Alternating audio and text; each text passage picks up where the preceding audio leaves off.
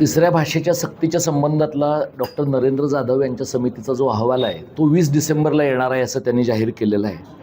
महाराष्ट्राच्या वेगवेगळ्या भागांमध्ये जाऊन त्यांनी लोकांची मतं आजमावली आहेत असं ते म्हणत आहेत आणि त्यांच्या मतं आजमावण्याच्या प्रक्रियेचे जे काही वृत्तांत वर्तमानपत्रांमध्ये आणि माध्यमांमध्ये येत आहेत त्याच्यामुळे तिसऱ्या भाषेच्या सक्तीला लोकांचा प्रचंड विरोध आहे हे स्पष्ट आहे.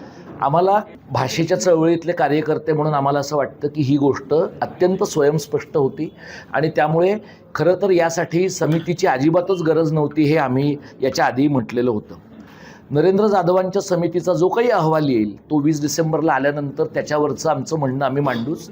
पण त्याच्या अगोदर 21 नोव्हेंबरला ज्या दिवशी संयुक्त महाराष्ट्राच्या लढ्यातला पहिला गोळीबार झाला त्यामुळे 21 नोव्हेंबरला का तर संयुक्त महाराष्ट्राच्या आंदोलनाची सुरुवात त्या दिवशी झाली म्हणून गिरीश सामंत आणि डॉक्टर प्रकाश परब यांनी संपादित केलेली पुस्तिका आम्ही प्रसिद्ध करतोय, ज्यात तिसऱ्या भाषेच्या सक्तीबद्दलच्या आंदोलनाची आमची संपूर्ण भूमिका आहे. तिसरी भाषा का नको, भाषाशास्त्राच्या अंगाने, शिक्षणशास्त्र, मानसशास्त्राच्या अंगाने का नको हे आम्ही स्पष्टपणे सांगतो. आणि त्याचबरोबरीने भाषेच्या प्रश्नाच्या पलीकडे किंवा मराठी शाळांच्या प्रश्नाच्या पलीकडे जाऊन कोणत्या पद्धतीचं सांस्कृतिक राजकारण तिसऱ्या भाषेच्या सक्तीच्या निमित्ताने होतं आहे हा पण मुद्दा आम्ही लोकांच्या पुढे मांडणार आहोत. जर समजा नरेंद्र जाधवांच्या समितीने तिसऱ्या भाषेची सक्ती ठेवण्याचा निर्णय घेतला, ते आताचं त्यांचं बोलणं ऐकून तसं करतील असं आम्हाला वाटत नाही. पण काही वेळेला असं होतं की अहवाल बनवणारे लोक लोकांच्या मताचा अंदाज घेण्यासाठी एक प्रकारची भूमिका मांडतात आणि नंतर काही वेगळंच सांगतात. नरेंद्र जाधवांच्या समितीचं म्हणणं काही असो आणि त्यांचा अहवाल महानगरपालिकेच्या निवडणुकीच्या अगोदर येवो किंवा नंतर येवो, नरेंद्र जाधवांच्या अहवालामध्ये तिसऱ्या भाषेची सक्ती असेल तर त्याला शालेय शिक्षण अभ्यास आणि कृती समन्वय समिती पुन्हा रस्त्यावर उतरून विरोध करेल आणि कोणत्याही परिस्थितीत तिसऱ्या भाषेची सक्ती महाराष्ट्रामध्ये प्राथमिक शाळेच्या पातळीवर, प्राथमिक शिक्षणाच्या पातळीवर आम्ही होऊ देणार नाही ही आमची ठाम भूमिका आहे.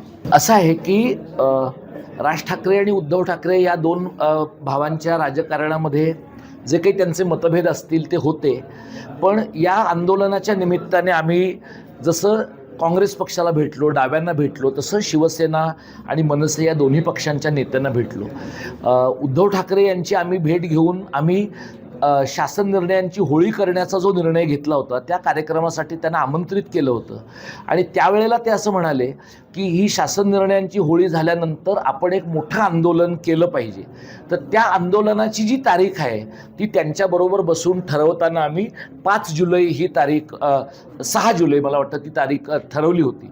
आणि त्याच दरम्यान झालेल्या एका पत्रकार परिषदेत राज ठाकरेंनी त्यांची पण एक आंदोलनाची भूमिका मांडली आणि मग दोन्ही भावांमध्ये चर्चा झाली. आमची पत्रकार परिषद झाली, त्यानंतर दुसरी पत्रकार परिषद राज ठाकरे यांची झाली होती.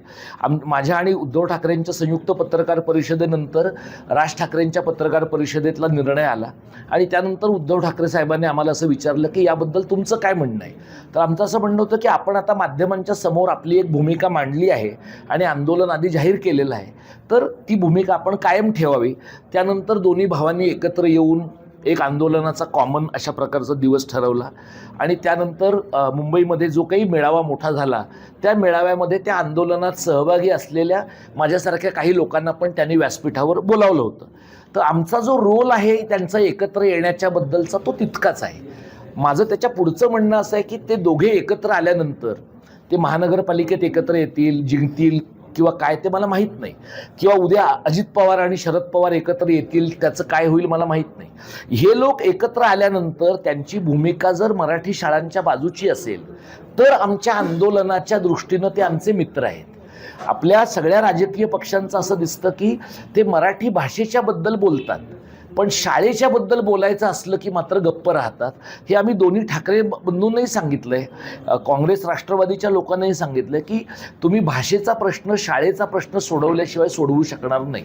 तर यांच्या एकत्रीकरणानंतरचा मुद्दा आम्ही आता सगळ्या राजकीय पक्षांसमोर मांडतो की जिल्हा परिषदांच्या निवडणुका आणि शहरातल्या स्थानिक स्वराज्य संस्थांच्या निवडणुकांमध्ये त्यांच्या जाहीरनाम्यात मराठी शाळांचा मुद्दा सगळ्यांनी घ्यावा हा आग्रह आता आम्ही शिवसेना मनसेपासून महाराष्ट्रातल्या सगळ्या राजकीय पक्षांना हे आवाहन करणार आहोत, त्याबद्दलचा आग्रहही धरणार आहोत आणि तो आग्रह त्यांनी अंमलात आणला तरच या आंदोलनामुळे ते एकत्र झाले असं म्हणणं अर्थपूर्ण ठरेल.